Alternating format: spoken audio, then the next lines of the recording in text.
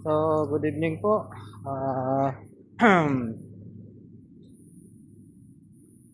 Medyo paus ang aking boses.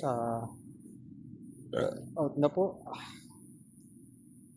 Out na po ako sa aking duty.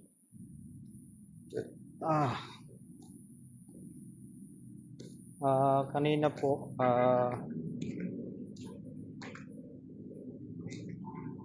may in-upload akong video. Kaya lang,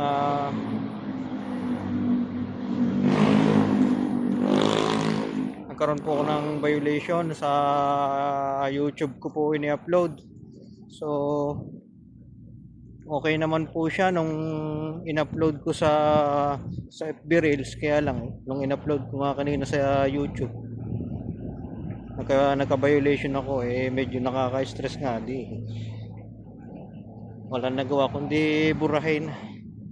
So, plinex ko lang naman po yung trending video ko.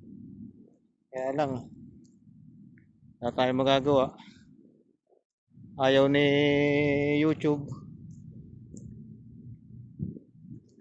Kaysa naman na madali ang ating account, ay sayang naman yun, YouTube naman.